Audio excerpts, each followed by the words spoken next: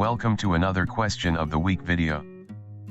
In these videos, the mods of the Friends with No Friends Discord server discuss questions on friendship, loneliness, etc. This week's question is going out to eat, or seeing a movie alone weird? The answer to this week's question is, no. More power to doing things alone. But would or do you go out to eat alone? I have been to the movies alone before.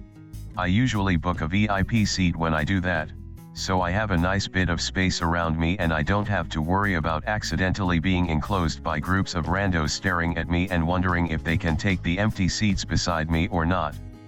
I do have an issue with feeling judgment from others.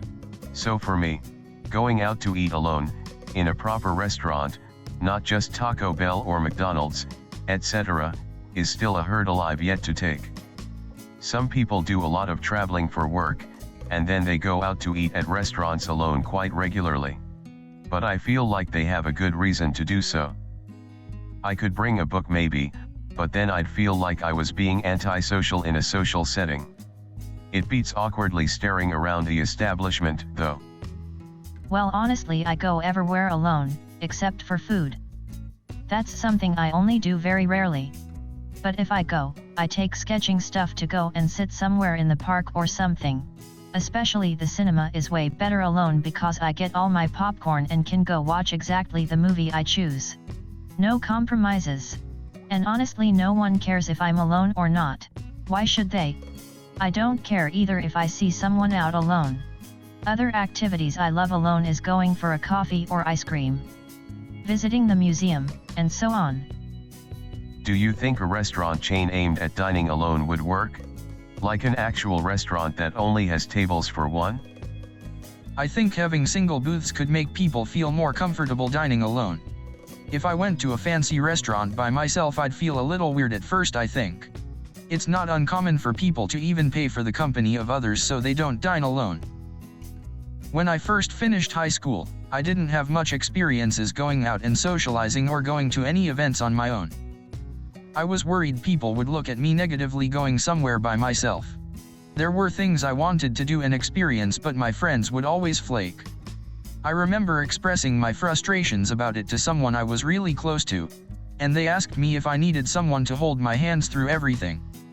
When they said that, something clicked for me and I said to myself, that's not me. I felt like I went through so many things when I was younger without any support from anyone. And now I didn't want to be looked at as someone who can't do anything without having my hands held. That same week I bought tickets for this hypnotism event at my university and went solo. I ended up having positive interactions with people who attended the show and had a good time. It felt good and gave me the confidence to start going to events by myself. I actually realized that when I go to events by myself, I'm much more likely to meet new people or be approached by others. Over time I learned to enjoy doing things on my own and it led to many positive experiences and memories. With that being said, I still haven't went out to a fancy dinner by myself or to the movies by myself. Because I've always seemed to have people to do those things with, and I don't do them often anymore because of new circumstances. But if I could, I would.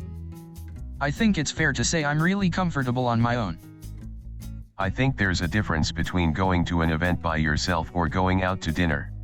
In an event situation, you're there with others milling about you and people's focus is on the event itself. Going out to dinner is considered by a lot of people as something that is purely a social interaction, with food and drink. The event at a restaurant is gathering with others and enjoying your time with them. There's objectively nothing wrong with going out to dinner alone. But I think for many of us lonely types, who might also be at least somewhat anxious when among strangers, it feels like a spotlight focuses on you as soon as you sit down at the restaurant table by yourself. Perhaps a spotlight with a timer. By which I mean, if someone sits down at a table alone, then the first assumption people might make is, oh, they're waiting for their dinner date.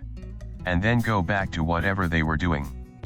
As time passes and you start ordering food and drink, the people who regarded you previously as just waiting for the others to arrive will notice. I guess my main problem with the stranger's gaze is that people rarely ask what's happening with you. They make assumptions and just take those as fact. Personally, I don't want to sit somewhere and have one person looking at me like I'm a sad loner, while another appears to be casting me pitying glances because they might think I've been stood up, or whatever. I know that whole process takes place inside my mind. But that doesn't mean I can just set that aside and go about my business.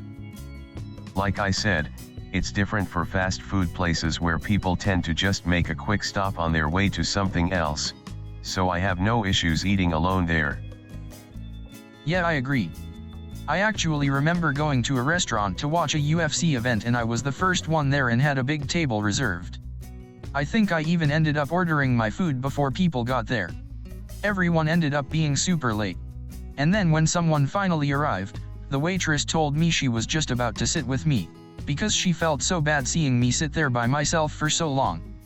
I think no matter what, some people will think and wonder why you're there by yourself. That would make me feel so awkward. It's not the act of eating alone that would bother me, it's the unnecessary pity from others I don't need. I've always been kind of reserved and in the background, which would sometimes lead to me being overlooked for stuff. I would be okay with that and just do my own thing. But as soon as someone then found out that I hadn't been considered for X or Y, they would make a big deal out of it. And draw everyone's attention to poor old me who didn't get included. I hated that so much. It did feel awkward as more time passed and new people would come in groups, and order, and finish their meal. While I occupied a large table in the center of the room by myself. I used my phone to make it look like I was doing something.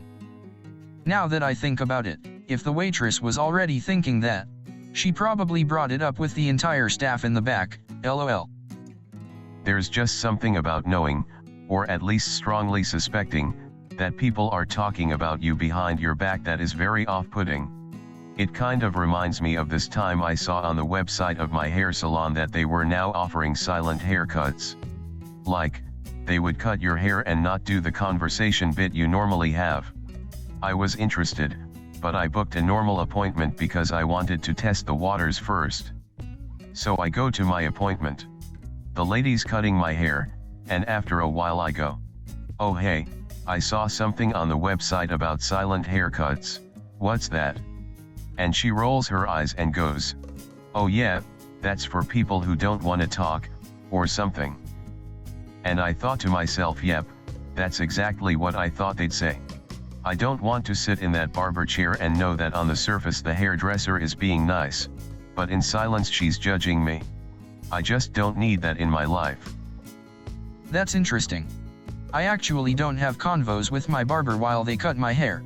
I know other people do, but I'm just like, yeah, give me the usual, and thank them in the end. And that's it for the most part. Sometimes they try to ask me about my personal life or what I'm doing these days, which I don't really like. So what do you tell them when they try to spark a conversation and you don't want to talk? I respond with short answers with limited information that doesn't give them much room to build a conversation out of.